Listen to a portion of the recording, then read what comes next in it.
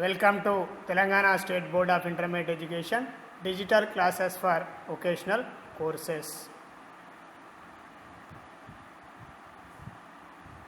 Vocational Education Course Accounting and Taxation. Course code is 212. Second year. Subject Accountancy 2. Paper 2. Paper code is 72. I am M. Narasimha Reddy, M.Com Gold Medal in Taxation. CGL in Vocational Accounting and Taxation, Government Junior College, Sirpur Kagaz Nagar, District Komaram Bhim, Asifabad. Today we are going to discuss about Unit 7, Company Accounts 2, Company Khatalu 2. Learning objectives. First one is pro forma of trading account. Second one is detailed study of the items posted to the debit side of the trading account. Second one is detailed study of the items posted to the credit side of the trading account. Fourth one is computation of gross profit and gross loss. అభ్యసనం చేయవలసిన విషయాలు. ఒకటి వర్తకపు ఖాతా నమూనా. రెండవది వర్తకపు ఖాతాలో debit వైపున నమోదు చేయవలసిన అంశముల గురించి తెలుసుకొనుట. మూడవది వర్తకపు ఖాతాలో క్రెడిట్ వైపు నమోదు చేయవలసిన అంశముల గురించి తెలుసుకొనుట. నాలుగవది స్థూల లాభం మరియు స్థూల నష్టంను లెక్కించుట. వర్తకపు ఖాతా నమూనా 31/3/2019తో అంతమయ్యే సంవత్సరానికి XYZ కంపెనీ యొక్క వర్తకపు ఖాతా వివరాలు రూపాయలు వివరాలు రూపాయలు debit side and credit side. First debit side 2 ప్రారంభపు సరుకు ఔటర్ కాలంలో తీసుకోవాల్సి ఉంటుంది. అదేవిధంగా 2 కొనుగోళ్ళు ఇన్నర్ కాలంలో అమౌంట్ తీసుకోవాల్సి ఉంటుంది. తీసివేయము కొనుగోలు వాపసులు ఇన్నర్ కాలంలో రాయవలసి ఉంటుంది. అదేవిధంగా కొనుగోళ్ల నుండి తీసివేయము వాపసులు అనేటువంటి ఏ మొత్తం అయితే వస్తుందో ఆ నికర మొత్తాన్ని మనము ఔటర్ కాలంలో రాయవలసి ఉంటుంది. 2 కొనుగోలు రవాణా, 2 వేతనాలు, 2 ఫ్రైట్ మరియు రవాణా, 2 ఎగుమతి దిగుమతి సుంకాలు, 2 ఫ్యాక్టరీ ఖర్చులు, 2 స్థూల లాభం తేల్చిన నిల్వ. క్రెడిట్ సైడ్ బై అమ్మకాలు ఇన్నర్ కాలంలో రాయవలసి ఉంటుంది. తీసివేయము అమ్మకాల వాపసులు వచ్చినటువంటి సర్దుబాటు చేసినటువంటి నికర మొత్తం ఏదైతే ఉందో ఆ నికర మొత్తాన్ని మనం ఔటర్ కాలంలో తీసుకోవలసి ఉంటుంది. బై ముగింపు సరుకు, బై అగ్ని ప్రమాదం వల్ల నష్టం, బై స్థూల నష్టం లాభ నష్టాల ఖాతాకు మళ్లింపు. ముగింపు లెక్కలు తయారు చేసేటువంటి ప్రక్రియలో భాగంగా మొదటగా ప్రతి వ్యాపార సంస్థ కూడా వర్తకపు ఖాతాను తయారు చేయవలసి ఉంటుంది. అదేవిధంగా వర్తకపు ఖాతా తదుపరి లాభ నష్టాల ఖాతాను తయారు చేయవలసి ఉంటుంది. అదేవిధంగా లాభ నష్టాల ఖాతాలో వచ్చినటువంటి నికర లాభాన్ని లేదా నష్టాన్ని ఆస్తి అప్పుల పట్టికకు మళ్లించడం అనేది జరుగుతుంది. వర్తకపు ఖాతాను తయారు చేయడం ద్వారా వ్యాపార సంస్థకు వచ్చినటువంటి స్థూల లాభాన్ని లేదా స్థూల నష్టాన్ని మనం తెలుసుకోవడం అనేది జరుగుతుంది. అదేవిధంగా నికర లాభాన్ని లేదా నికర నష్టాన్ని తెలుసుకోవడం కోసం కాను లాభ నష్టాల ఖాతాను తయారు చేయవలసి ఉంటుంది. మూడవది వ్యాపార సంస్థ యొక్క ఆర్థిక స్థితిగతులను తెలుసుకోవడానికి వ్యాపార సంస్థకు ఉన్నటువంటి ఆస్తులను విలువలను మరియు అదేవిధంగా వ్యాపార సంస్థకు ఉన్నటువంటి అప్పులను విలువలను తెలుసుకోవడం కోసం గాను మనము ఆస్తి అప్పుల పట్టికను తయారు చేయవలసి ఉంటుంది. అదేవిధంగా కంపెనీ ముగింపు లెక్కల ప్రక్రియలో భాగంగా వర్తకపు ఖాతాను యథావిధిగానే తయారు చేయవలసి ఉంటుంది. అదేవిధంగా లాభ నష్టాల ఖాతాను కూడా యథావిధిగానే తయారు చేయవలసి ఉంటుంది. అదేవిధంగా లాభ నష్టాల ఖాతాలో వచ్చినటువంటి నికర లాభాన్ని అదనంగా లాభ నష్టాల వినియోగిత ఖాతాకు మళ్లించవలసి ఉంటుంది. అదేవిధంగా ఆస్తి అప్పుల పట్టిక కూడా తయారు చేయవలసి ఉంటుంది. అంటే కంపెనీ ఖాతాల విషయానికి వచ్చినట్టయితే ముగింపు లెక్కల్లో భాగంగా మనం అదనంగా లాభ నష్టాల వినియోగిత ఖాతాను మనము తయారు చేయవలసి ఉంటుంది. అంటే వర్తకపు ఖాతాను తయారు చేయడం ద్వారా తెలుసుకున్నటువంటి లేదా కనుగొన్నటువంటి స్థూల లాభాన్ని లేదా స్థూల నష్టాన్ని మనము లాభ నష్టాల ఖాతాకు మళ్లిస్తూ లాభ నష్టాల ఖాతాను తయారు చేయడం ద్వారా వచ్చినటువంటి నికర లాభాన్ని లేదా నికర నష్టాన్ని లాభ నష్టాల వినియోగిత ఖాతాకు మళ్లిస్తూ లాభ నష్టాల వినియోగిత ఖాతాలో వచ్చినటువంటి మిగులు మొత్తాన్ని మనము ఏదైతే ఉందో దానిని మనం ఆస్తి అప్పుల పట్టికకు మళ్లించవలసి ఉంటుంది. అంటే అదనంగా మనము కంపెనీ తరహా వ్యాపార ముగింపు లెక్కలను తయారు చేసేటువంటి సందర్భంలో అదనంగా లాభ నష్టాల వినియోగిత ఖాతాను మనము తయారు చేయవలసి ఉంటుంది. ఇంకా వర్తకపు ఖాతా నమూనా విషయానికి వచ్చినట్టయితే ఇది నమూనా కోసమే మనం తయారు చేయడం అనేది జరిగింది. ప్రత్యేకంగా కంపెనీకంటూ ఏమీ వర్తకపు ఖాతా ఉండదు. అన్ని రకాల ఖాతాలను ఏ విధంగానైతే తయారు చేస్తామో అదేవిధంగా కంపెనీ తరహా వ్యాపారం నుండి ఆదాయాన్ని లెక్కించేటువంటి సందర్భంలో మనం వర్తకపు ఖాతాను తయారు చేయవలసి ఉంటుంది. ఇక్కడ 31/3/2019తో అంతమయ్యే సంవత్సరానికి XYZ కంపెనీ యొక్క వర్తకపు ఖాతా left hand side debit and right hand side credit. ఇక వివరాలు రూపాయలు రూపాయలు వివరాలు రూపాయలు రూపాయలు. అదేవిధంగా సాధారణ ఖాతాకు ఈ వర్తకపు ఖాతాకు చిన్న వ్యత్యాసాన్ని మనము గమనించవచ్చు. మనము వివరాలు రూపాయలు రూపాయలు వివరాలు రూపాయలు రూపాయలు డెబిట్ వైపున మరియు క్రెడిట్ వైపున అదనంగా ఒక కాలాన్ని మనం ప్రొవైడ్ చేసుకోవడం అనేది జరిగింది. ఎందుకనగా ఏవైనా అంశానికి సంబంధించిన సర్దుబాటు మొత్తాలు ఉన్నట్టయితే ఆ స్థూల మొత్తాల నుండి మనము నికర మొత్తాలను కనుగొనడం కోసం కాను ఇచ్చినటువంటి స్థూల మొత్తాలను ఇన్నర్ కాలంలో రాసి తీసివేయగా వచ్చినటువంటి నికర మొత్తాలను మనము ఔటర్ కాలంలో రాయడం కోసం మనము ఇన్నర్ కాలాన్ని అనేది ఏర్పాటు చేసుకోవడం అనేది జరిగింది. డెబిట్ సైడ్ అయినా కానీ లేదా క్రెడిట్ సైడ్ అయినప్పటికీ ఏవైనా కానీ సర్దుబాటు మొత్తములు ఉన్నట్టయితే ఇన్నర్ కాలంలో సర్దుబాటు చేసుకోవలసి ఉంటుంది. ఆ సర్దుబాటు చేసుకోగా వచ్చినటువంటి మొత్తం ఏదైతే ఉందో ఆ మొత్తాన్ని మనం ఔటర్ కాలంలో రాయవలసి ఉంటుంది. అంటే ఏదైనా సర్దుబాటు మొత్తాలు ఉంటే ఇన్నర్ కాలంలో చేసుకోవాలి తప్ప ఔటర్ కాలంలో చేసుకోవడానికి అవకాశం లేదు. ఇక డెబిట్ సైడ్ వివరాల విషయానికి వచ్చినట్టయితే ఇక్కడ డెబిట్ సైడ్న అన్ని వ్యాపార సంస్థతో సంబంధం ఉన్నటువంటి ప్రత్యక్షమైనటువంటి ఖర్చులు ఏవైతే ఉన్నాయో ఆ ఖర్చులన్నింటినీ కూడా మనము నమోదు చేయవలసి ఉంటుంది.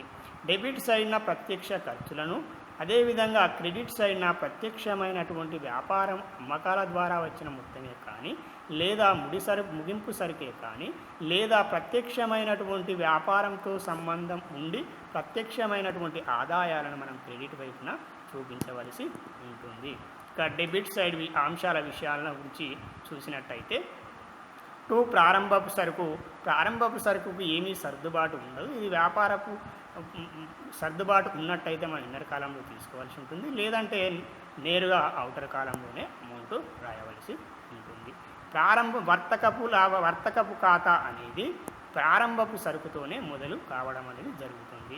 ప్రారంభపు సరుకు అనేది వ్యాపార సంస్థకు ప్రస్తుత ఆస్తి కావున అది ఎల్లప్పుడూ కూడా డెబిట్ నిల్వను మాత్రమే చూపిస్తుంది, క్రెడిట్ నిల్వ చూపించడానికి అవకాశం లేదు. ఎందుకనగా ప్రారంభపు సరుకు అనేది వ్యాపార సంస్థకు ప్రస్తుత ఆస్తి.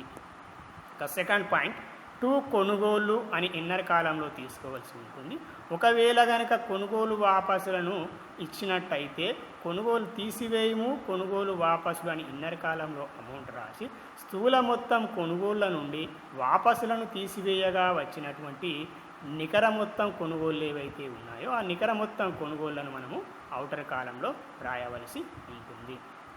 అదేవిధంగా ఇక వ్యాపారంతో సంబంధం ఉన్న ప్రతి వ్యాపార ఖర్చును కూడా మనము వర్తకపు ఖాతాలో డెబిట్ వైపున తీసుకోవలసి ఉంటుంది. ఉదాహరణకు కొనుగోలు రవాణా. అదేవిధంగా కొనుగోలు రవాణాకు ఏమైనా సర్దుబాట్లు ఉన్న ఎడల కొనుగోలు రవాణా యొక్క మొత్తాన్ని ఇన్నర్ కాలంలో రాసి ఆ సర్దుబాటు చేసినటువంటి మొత్తాన్ని మనం ఔటర్ కాలంలో రాయవలసి ఉంటుంది. తర్వాత వేతనాలు.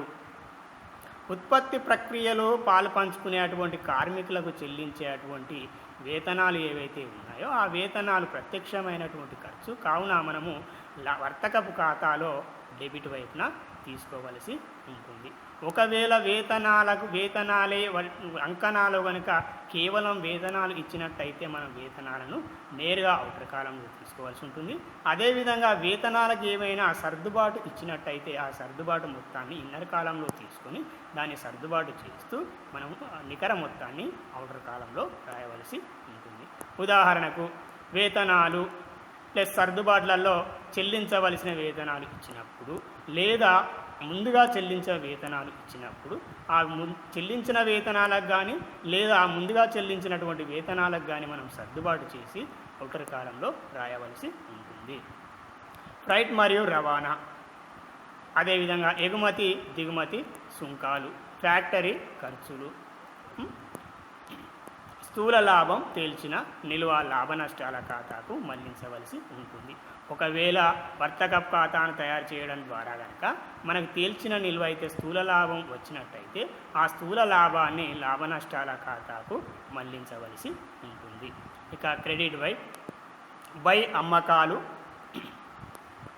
ఇన్నర్ కాలంలో తీసుకోవాల్సి ఉంటుంది.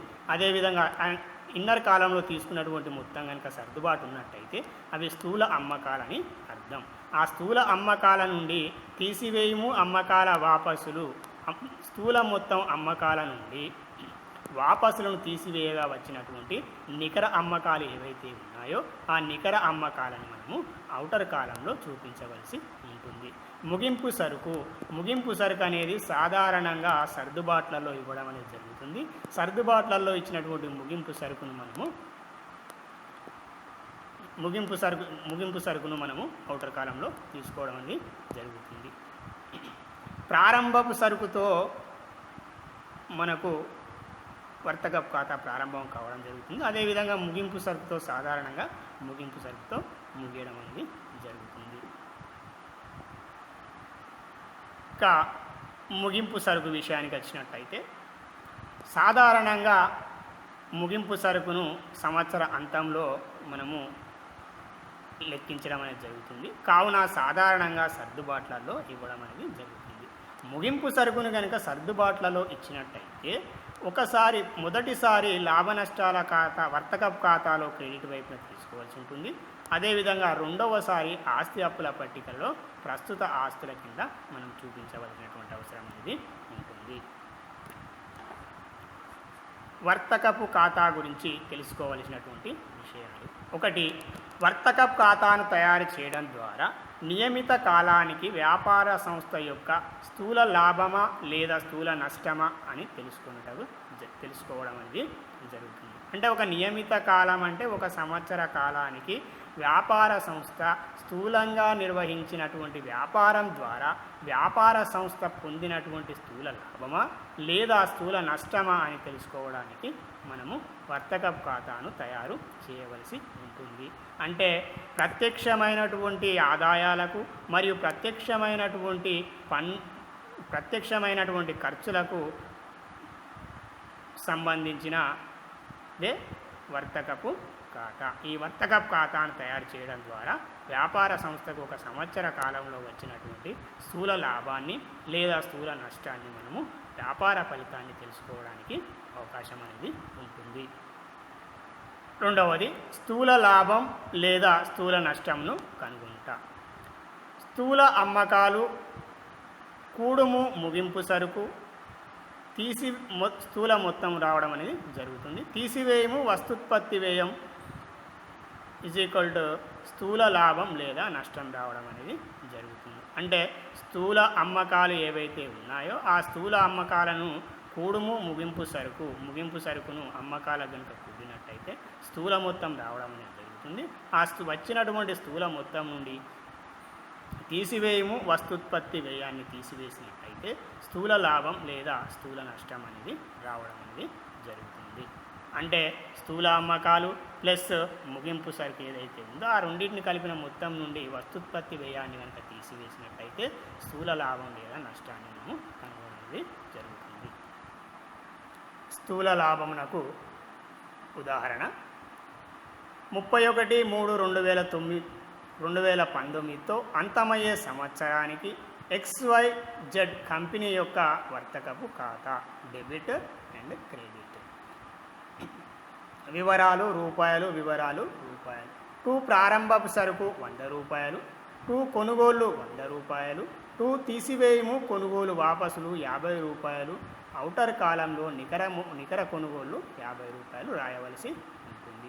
అదేవిధంగా కొనుగోలు రవాణా 10 రూపాయలు. 2 వేతనాలు 10 రూపాయలు. 2 ఫ్రైట్ మరియు రవాణా 10 రూపాయలు. 2 ఎగుమతి దిగుమతి సుంకాలు 10 రూపాయలు. 2 ఫ్యాక్టరీ ఖర్చులు 10 రూపాయలు. 2 స్థూల లాభం తేల్చిన నిల్వ 200. లాభ నష్టాల ఖాతాకు మళ్లింపు. క్రెడిట్ సైడ్ బై అమ్మకాలు 320, బై తీసివేయము అమ్మకాల వాపసులు 20 రూపాయలు. ఔటర్ కాలంలో నికర అమ్మకాలు 300, బై ముగింపు సరుకు 80, బై అగ్ని ప్రమాదం వల్ల నష్టం 20. 300 + 80 + 20 = 400. అంటే మనము ఈ విధంగా ఖాతాను కనుక నిల్వను తెలిసినట్టయితే మనము విద్యార్థులు ముఖ్యంగా గమనించవలసిన విషయం ఏంటంటే ఖాతాలో డెబిట్ వైపున ప్రత్యక్షమైనటువంటి ఖర్చులు ఉండడం అనేది జరిగింది. అదేవిధంగా క్రెడిట్ వైపున ప్రత్యక్షమైనటువంటి ఆదాయాలు ఉండడం అనేది జరిగింది. ఇక్కడ ఆదాయాలు ఎక్కువగా ఉండి ఖర్చులు కనుక తక్కువగా ఉన్నట్టయితే మనకు స్థూల లాభం రావడానికి అవకాశం ఉంటుంది. అదేవిధంగా ఖర్చులు కనుక ఎక్కువగా ఉండి ఆదాయాలు కనుక తక్కువగా ఉన్నప్పుడు మనకు నష్టం రావడం అనేది జరుగుతుంది. ఈ ఉదాహరణలో ఆదాయాలే 400 రూపాయలు ఉండడం అనేది జరిగింది. అదేవిధంగా ఖర్చులు 200 రూపాయలు ఉండడం అనేది జరిగింది. విద్యార్థులు క్రెడిట్ వైపున ఎక్కువ మొత్తం వచ్చినట్టయితే దానిని ఆపోజిట్ సైడ్ డెబిట్ సైడ్లో కూడా కింద తీసుకోవాల్సి టోటల్ డెబిట్ క్రెడిట్ వైపున ఎక్కువ మొత్తం ఉన్నటువంటి మొత్తాన్ని మనము తీసుకోవాల్సి ఉంటుంది. ఇక్కడ మనము ఖాతా యొక్క నిల్వను తేల్చినట్టయితే క్రెడిట్ వైపు 400 రూపాయలు రావడం జరిగింది. ఆ మొత్తాన్ని మనం డెబిట్ వైపున కూడా రాస్తూ మనం డెబిట్ వైపు ఉన్నటువంటి ఖర్చులను తీసివేయగా మనకు ఖర్చులు అనేటివి 200 రూపాయలుగా ఉండడం అనేది జరిగింది. అదేవిధంగా ఆదాయాలు 400 రూపాయలు ఉండడం అనేది జరిగింది. కావున మనకి ఇక్కడ స్థూల లాభం తేల్చిన నిల్వ 200 రూపాయలు రావడం అనేది జరిగింది. వచ్చినటువంటి స్థూల లాభం ఏదైతే ఉందో ఆ స్థూల లాభాన్ని మనము లాభ నష్టాల ఖాతాకు మళ్లించవలసి ఉంటుంది. స్థూల నష్టంనకు ఉదాహరణ 2 ప్రారంభపు సరుకు 300, 2 కొనుగోళ్ళు 100 రూపాయలు, తీసివేయము వాపసులు 50 రూపాయలు, నికర మొత్తం 50 రూపాయలు ఔటర్ కాలంలో రాయవలసి ఉంటుంది. 2 కొనుగోలు రవాణా 10 రూపాయలు, 2 వేతనాలు 10 రూపాయలు, 2 ఫ్రైట్ మరియు రవాణా 10 రూపాయలు, 2 ఎగుమతి దిగుమతి సుంకాలు 10 రూపాయలు, 2 ఫ్యాక్టరీ ఖర్చులు 10 రూపాయలు. అదేవిధంగా క్రెడిట్ సైడ్ బై అమ్మకాలు 220 రూపాయలు, తీసివేయము అమ్మకాల వాపసులు 20 రూపాయలు, ఔటర్ కాలంలో 200 రూపాయలు, బై ముగింపు సరుకు 80, బై అగ్ని ప్రమాదం వల్ల నష్టం 20, బై స్థూల నష్టం తేల్చిన నిల్వ 100 రూపాయలు. లాభ నష్టాల ఖాతాకు మళ్లింపు. ఇక్కడ విద్యార్థులు గమనించినట్టయితే ఇక్కడ స్థూల నష్టం రావడానికి గల కారణం క్రెడిట్ వైపు మొత్తం ఆదాయాలు తక్కువగా ఉండడం జరిగింది. అదేవిధంగా డెబిట్ వైపున ఖర్చుల మొత్తాలు అనేటివి ఎక్కువగా ఉండడం అనేది జరిగింది. అంటే ఖర్చులు 400 రూపాయలుగా ఉండడం అనేది జరిగింది. అదేవిధంగా మనకు వచ్చినటువంటి ఆదాయాలు అనేటివి 300 రూపాయలే ఉండడం అనేది జరిగింది. కావున 100 రూపాయలు నికర నష్టం రావడం అనేది జరిగింది. ఇక డెబిట్ సైడ్ టోటల్ చూసినట్టయితే 300 + 50 + 10 + 10 + 10 + 10 + 10 మొత్తం డెబిట్ సైడ్ టోటల్ 400 రూపాయలు రావడం అనేది జరిగింది. ఈ డెబిట్ సైడ్ వచ్చినటువంటి 400 టోటల్ను మనము క్రెడిట్ సైడ్ నమోదు చేయవలసి ఉంటుంది. ఇక క్రెడిట్ సైడ్ 400 రాసిన తదుపరి ఇరువైపులా రాసిన తదుపరి ఇక్కడ మనకు ఉన్నటువంటి 200 + 80 + 20 మొత్తం 300 మొత్తాన్ని తీసివేయగా మనకు బ్లూ కలర్లో అవుపడేటువంటి స్థూల నష్టం తేల్చిన నిల్వ రావడం అనేది జరుగుతుంది. అంటే స్థూల నష్టం కనుక వచ్చినట్టయితే ఆ స్థూల నష్టాన్ని మనము లాభ నష్టాల ఖాతాకు మళ్లించవలసి ఉంటుంది. అంటే ఖర్చులు ఎక్కువ, ప్రత్యక్ష ఖర్చులు ఎక్కువగా ఉండి ప్రత్యక్ష ఆదాయాలు తక్కువగా ఉన్నప్పుడు మనకు స్థూల నష్టం రావడానికి అవకాశం అనేది ఉంది. అదేవిధంగా స్థూల లాభం వచ్చినప్పటికీ లేదా స్థూల నష్టం వచ్చినప్పటికీ కూడా మనము స్థూల లాభాన్ని లేదా స్థూల నష్టాన్ని తదుపరి లాభ నష్టాల ఖాతాకు మళ్లించవలసి ఉంటుంది. వర్తకపు ఖాతా గురించి తెలుసుకోవాల్సిన విషయాలు. మూడవది వస్తుత్పత్తి వ్యయం తెలుసుకొనుట. వస్తు ఉత్పత్తి వ్యయం ఉత్పత్తితో సంబంధం ఉన్న ప్రత్యక్ష కొనుగోలు ఖర్చులు లేదా ప్రత్యక్ష ఉత్పత్తి ఖర్చులు. వర్తకపు ఖాతా గురించి తెలుసుకోవాల్సినటువంటి విషయాలు. ఇతర ఖాతాల వలె వర్తకపు ఖాతాను తయారు చేయవలెను. ప్రత్యేకంగా వర్తకపు ఖాతా అంటూ ఏమీ ఉండదు. ఒకటి, డెబిట్ వైపున ఉత్పత్తితో సంబంధం ఉన్న ప్రత్యక్ష కొనుగోలు ఖర్చులు మరియు ప్రత్యక్ష ఉత్పత్తి ఖర్చులు నమోదు చేయవలెను. రెండవది, క్రెడిట్ వైపున స్థూల అమ్మకాల మొత్తం మరియు ముగింపు సరుకు నిల్వను నమోదు చేయవలసి ఉంటుంది. అంటే ఉత్పత్తి ప్రక్రియలో పాలు పంచుకునేటువంటి ప్రతి ప్రత్యక్ష ఖర్చును కూడా వర్తకపు ఖాతాలో డెబిట్ వైపున నమోదు చేయవలసి ఉంటుంది. అది కొనుగోళ్ళే కావచ్చు, వేతనాలే కావచ్చు, లేదా కొనుగోలు రవాణే కావచ్చు, లేదా ఫ్రైటే కావచ్చు, ఎగుమతి సుంకాలే కావచ్చు, దిగుమతి సుంకాలే కావచ్చు, లేదా బొగ్గు ఖర్చులే కావచ్చు, ఇంధనమే కావచ్చు, లేదా విద్యుత్ శక్తే కావచ్చు, లైటింగే కావచ్చు, మరే ఇతర ప్రత్యక్షమైనటువంటి ఉత్పత్తి ప్రక్రియలో పాలు పంచుకునేటువంటి ఖర్చులు ఏవైతే ఉన్నాయో ఆ ఖర్చులన్నింటినీ కూడా మనము వర్తకపు ఖాతాలో డెబిట్ వైపున రాయవలసి ఉంటుంది. అదేవిధంగా వర్తకపు ఖాతాలో క్రెడిట్ వైపున స్థూల అమ్మకాల మొత్తంను మరియు ముగింపు సరుకు నిల్వను మనము నమోదు చేయవలసి ఉంటుంది. అంటే ఇక్కడ మనము స్థూల మొత్తం అమ్మకాలు ఏదైతే ఉందో ఆ అమ్మకాలను ఒకవేళ సర్దుబాటు ఇచ్చినట్టయితే ఆ అమ్మకాల వాపసులను ఇచ్చినట్టయితే అమ్మకాల వాపసులను తీసేస్తూ నికర మొత్తాన్ని మనము ఇంతకుముందు చూసిన విధంగా మనము ఔటర్ కాలంలో వర్తకపు ఖాతాలో తీసుకోవాల్సి ఉంటుంది. Understand about the trading account. First one is trading account shows gross profit or gross loss of the business. Second one, gross profit or gross loss is equal sale proceeds plus value of the closing stock minus cost of the goods, gross profit or gross loss. Here sales ప్రొసీడ్స్కు మనము value of the closing స్టాక్ను కూడవలసి ఉంటుంది. వచ్చినటువంటి మొత్తం నుండి మనము cost of the goods వస్తుత్పత్తి వ్యయాన్ని తీసివేయవలసి ఉంటుంది. తీసివేయవల అయితే స్థూల లాభం కానీ లేదా స్థూల నష్టం కానీ మనకు రావడానికి అవకాశం అనేది ఉంది. Third one, cost of the goods is equal direct purchase expenses or direct manufacture expenses. Cost of the goods, it may be direct purchase expenses or direct manufacture expenses. Fourth one, trading account is prepared just like any other account. First one, it is debited with items with the cost of goods. Second one, it is credited with the sale proceed and the value of the closing stock. ఇంతకుముందు మనం చెప్పుకున్న విధంగానే మనం వర్తకపు ఖాతాలో trading అకౌంట్లో debit సైడ్న అన్ని direct ఎక్స్పెన్సెస్ని తీసుకోవడం అనేది జరుగుతుంది. అదేవిధంగా క్రెడిట్ సైడ్న వచ్చేసి అన్ని డైరెక్ట్ ఇన్కమ్స్ ఏవైతే ఉన్నాయో ఆ ఇన్కమ్స్ని తీసుకోవడం జరుగుతుంది. డైరెక్ట్ ఇన్కంలో భాగంగా మనము అమ్మకాల ప్రతిఫలం అమ్మకాలను చేయడం ద్వారా వచ్చిన ప్రతిఫలాన్ని అదేవిధంగా ముగింపు సరుకును మనం క్రెడిట్ వైపున రాయడం అనేది జరుగుతుంది. Items to be return on the debit side of the trading account. వర్తకపు ఖాతాలో డెబిట్ వైపున వ్రాయవలసిన అంశాలు. First one, opening stock. This is the value of the balance of goods brought from the previous year into the current year. It is the first item of the debit side of the trading account and it is always shows debit balance because it is a current asset, so it shows always it shows the debit balance.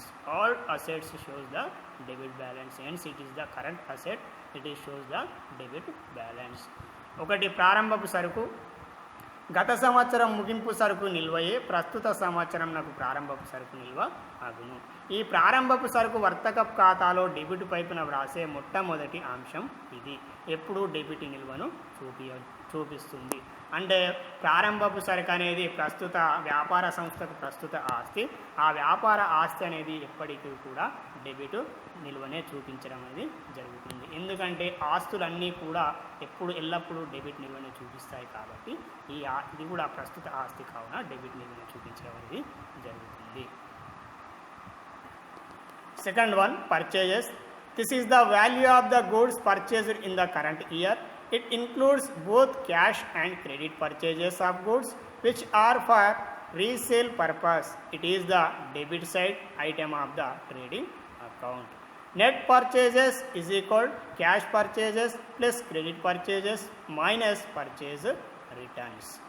రెండవది కొనుగోలు. తిరిగి అమ్మే ఉద్దేశంతో ఇతరుల నుండి ప్రస్తుత సంవత్సరంలో కొనుగోలు చేసిన సరుకులను కొనుగోలు అంటారు. వర్తకపు ఖాతాలో నికర మొత్తం కొనుగోలు డెబిట్ వైపున నమోదు చేస్తారు. నికర మొత్తం కొనుగోళ్ళు ఈజ్ ఈక్వల్ నగదు కొనుగోళ్ళు ప్లస్ అరువు కొనుగోళ్ళు మైనస్ కొనుగోలు వాపసులు.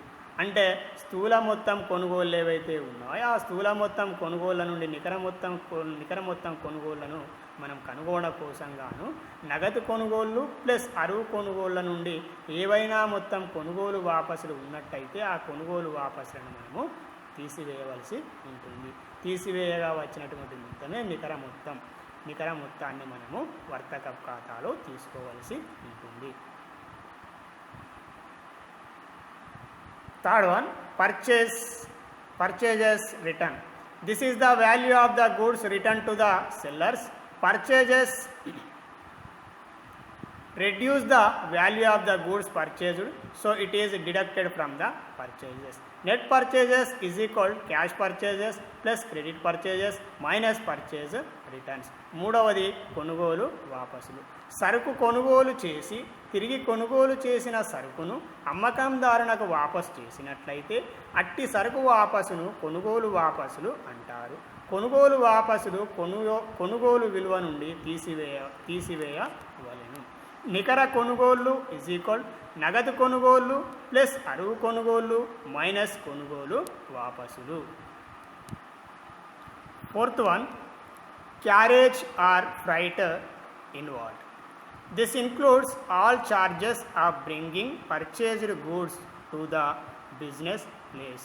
They are transport charges and also loading and unloading charges. If in any trial balance only carriage or freight is given, then it should be treated as carriage inward. First one, carriage or freight inward comes under the direct expenses group, hence enter the debit side of the trading account.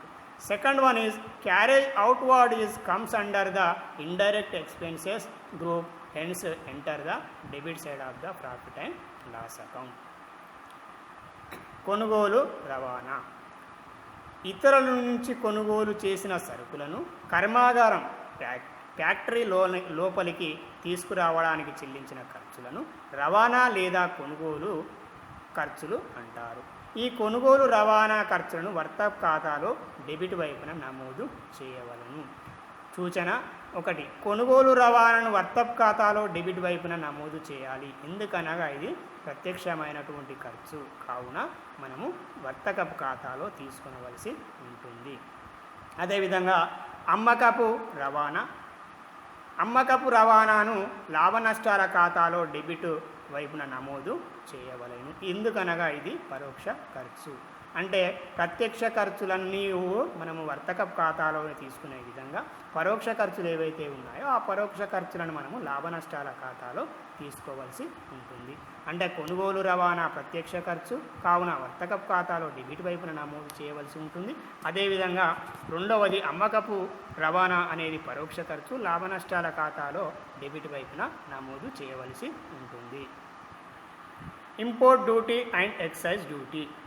Import duty increases the cost of the goods imported and excise duty increases the cost of the goods manufactured. These are direct expenses hence enter into the debit side of the trading account. ఐదవది ఎగుమతి మరియు దిగుమతి సుంకాలు. సరుకును కొనుగోలు చేయడానికి చెల్లించిన clearing ఛార్జీలు, రవాణా, ఎక్సైజ్ డ్యూటీ మొదలగు ఖర్చులు అన్నీ వస్తూత్పత్తి వ్యయాన్ని పెంచే అటువంటి ప్రత్యక్ష ఖర్చులు కావున వర్తకపు ఖాతాలో డెబిట్ వైపు నమోదు చేయవలెను. ఎనిమిదవది factory rent and lighting. These are direct expenses for the manufacture of the goods so they are also added to the cost of the goods. ఎనిమిదవది కార్ఖానా లేదా కర్మాగారపు అద్దె మరియు వెలుతురు. కార్ఖానా లేదా కర్మాగారపు అద్దె మరియు వెలుతురు ఖర్చులు వస్తూత్పత్తి వ్యయంలో భాగమైన ప్రత్యక్ష ఖర్చు కావున వర్తకపు ఖాతాలో డెబిట్ వైపున నమోదు చేయవలెను.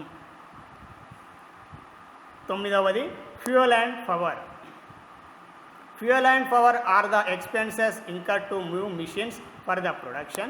So these expenses are also debited the trading account as cost of the goods. తొమ్మిదవ ఇంధనం మరియు శక్తి.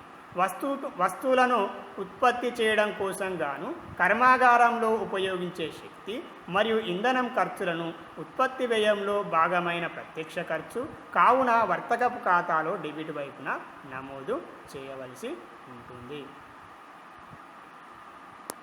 పదవది manufacturing wages. Manufacturing wages are simply wages are paid for the production of the goods. This is a part of the cost of the goods manufactured. పదవది ఉత్పాదక వేతనాలు. వస్తువులను ఉత్పత్తి చేయడం కోసం గాను కర్మాగారంలో ప్రత్యక్షంగా ఉత్పత్తి ప్రక్రియలో పనిచేసే కార్మికుల శ్రమకు చెల్లించిన ప్రతిఫలంనే వేతనాలు అంటారు. ఈ వేతనాలు ఉత్పత్తి వ్యయంలో భాగమైన ప్రత్యక్ష ఖర్చు కావున వర్తకపు ఖాతాలో డెబిట్ వైపున నమోదు చేయవలెను. Item to be return on the credit side of the trading account. వర్తకపు ఖాతాలో క్రెడిట్ వైపున వ్రాయవలసిన అంశములు. First one sales. It represents the amount realized or the sale proceeds from the sale of the goods during the year. Net sales is equal cash sales plus credit sales minus sales return. రెండవది అమ్మకాలు. ఇతరుల నుంచి కొనుగోలు చేసిన సరుకులను లాభ ఉద్దేశంతో తిరిగి అమ్మితే వాటిని అమ్మకాలు అంటారు. వర్తకపు ఖాతాలో నికర మొత్తం అమ్మకాలు క్రెడిట్ వైపున నమోదు చేస్తారు.